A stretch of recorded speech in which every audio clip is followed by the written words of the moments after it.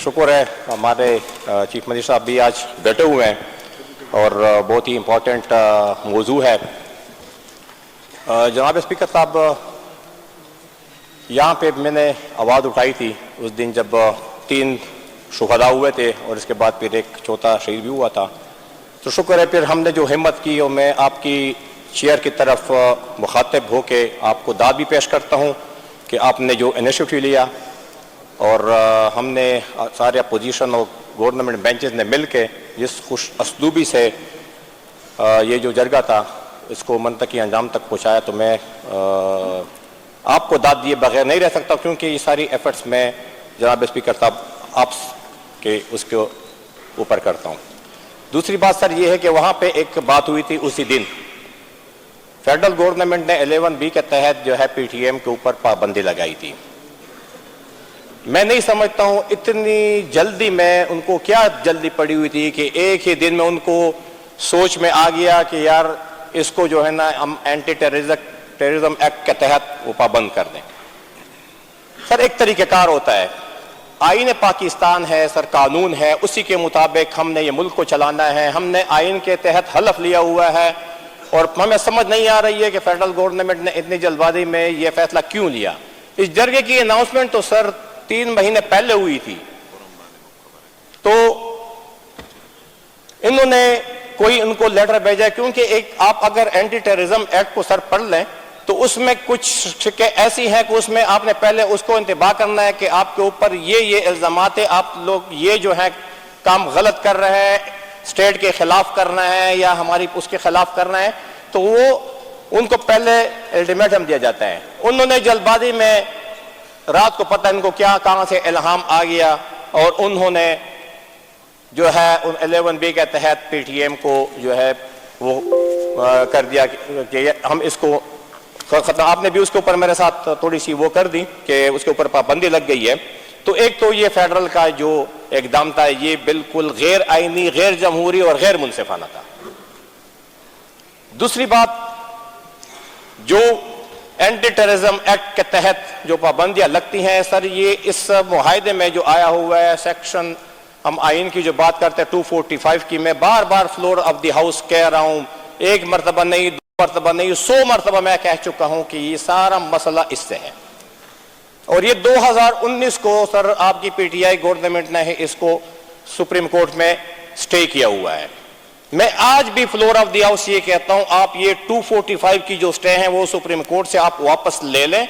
Missing person का आपका मसला खत्म है, क्योंकि उसके ऊपर यहाँ पे हाई कोर्ट की डिसीजन पड़ी हुई है। मैंने उस दिन भी आपको कहा था कि यहाँ पे AG साहब को बुला लें, उसमें मुसर्रत हिलाली जज साहबा और वकार सेठ साहब, अल्लाह उसको जन्नत नसीब फरमाए, उसका मुफस्सिल फैसला पड़ा हुआ है कि ये जो है ये आइन के मुतसादम है, ये सेक्शन, इसको फिल फोर खत्म होना चाहिए।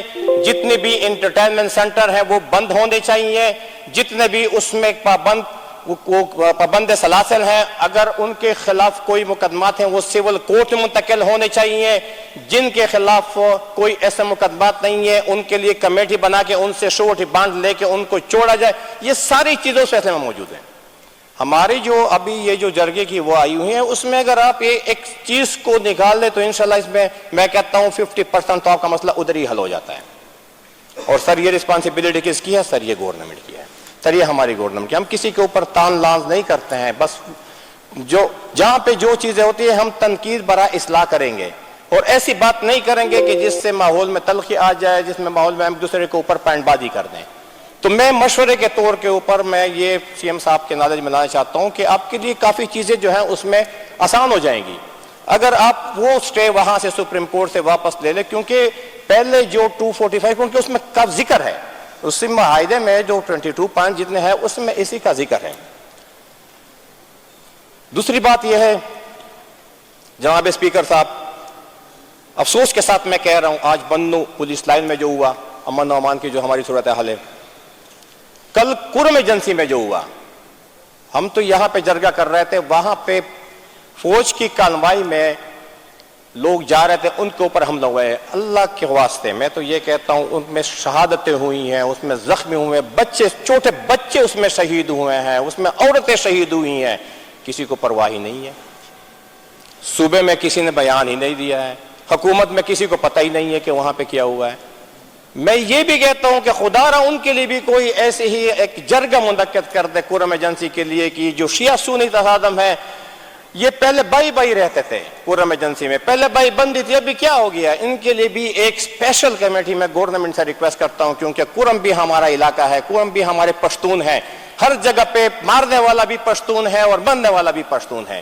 کب تک یہ ہمارا خون بہے گا؟ اس کے لیے بھی میں سر آپ کی چیئر سے یہ ریکویسٹ بار بار ہم کر رہے ہیں کہ ان کے لیے بھی سنجیدہ سوچ لے کے ایک جرگہ تشکیل دیا جائے کہ وہاں پہ یہ جو امن و امان کی صورتحال ہے وہ مکمل طور پر ختم ہو جائے.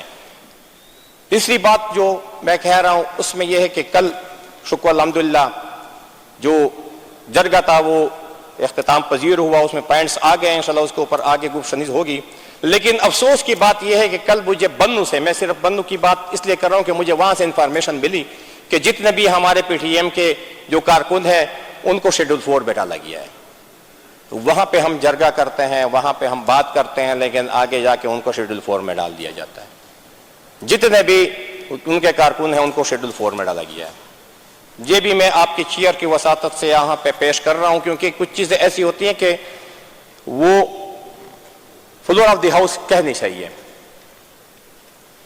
جرگہ پشتونوں کا تھا اور اس کی ذمہ داری ہمارے ہاؤس نے لے لی. ہاؤس پوری جو ہاؤس ہے اس کو ہم نے جرگہ وہ کر دیا. اور سی ایم صاحب کو میں نے وہاں پہ کنٹینر پہ بھی جو تقریر کی میں نے اس میں سی ایم صاحب کو کہا کہ بالکل ہم کے شکر گزار ہیں, آپ ہمارے اس جرگے کے بڑے ہیں.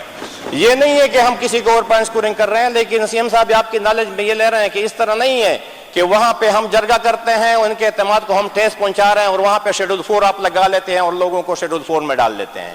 ایک کو نہیں, دو کو نہیں, تین کو نہیں, 5 کو نہیں, سب کو ڈالا ہوا ہے اور اس میں سر ملازمین کو ڈالا گیا ہے.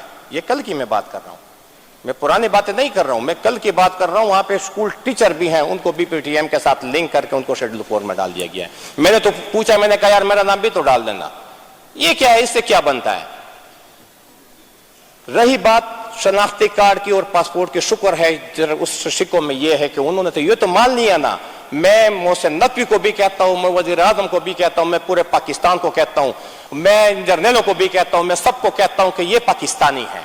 انہوں نے شک میں ڈال دیا کہ ہمارے بلاک شناختی کارڈ اور پاسپورٹ کو ان بلاک کیا جائے.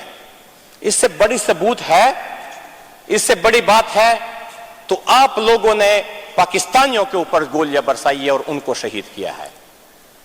یہ جو باتیں ہو رہی تھی کہ وہ پتہ نہیں الگ اسٹیٹ بنا رہے ہیں, الگ باتیں ہو رہی ہے, یہ ہو رہا ہے, وہ ہو رہا ہے, وہ ساری باتیں جو ہے نا ایک جو یہ شک ہے اس سے جو ہے نا ان کے اوپر یہ جو ماتے کے اوپر کالا دبا لگ گیا ہے کہ یہ جو آپ لوگ کہہ رہے تھے, یہ فردی کہہ رہے تھے, یہ لوگ محب وطن ہیں, یہ پاکستانی ہیں اور یہ ظلم کے خلاف نکلے ہوئے, امن کے خاطر نکلے ہوئے ہیں. باتیں اور بھی ہیں لیکن اس باتوں میں میں نہیں جانا چاہتا ہوں. لیکن کچھ چیزیں میں نے یہ جو تنقید کی ہے, تنقید برائے اصلاح کی ہے تاکہ سی ایم صاحب کے نالج میں آ جائیں کہ کچھ چیزیں ایسی ہیں کہ اس سے ہمارے جو یہ مطالبات ہیں, ٹھیک ہے, اس میں کچھ ایسی باتیں بھی ہیں کیونکہ یہ نہیں ہے کہ 100 کے 100% ہو جائے, کچھ لے دے ہوگی, جرگہ ہوگا, بیچ میں باتیں ہوں گی, لیکن ایک پوائنٹ اگر آپ 245 سیکشن وہ نکال لے تو اس سے میں کہتا ہوں آپ کے 50% مسائل حل ہو جائیں گے. یہ چیک پوسٹوں والی باتیں کہ چیک پوسٹ ہونے چاہے 2 مہینے میں یہ بیرک خالی کر دیں. فوج کی ڈیوٹی کہاں پہ ہے؟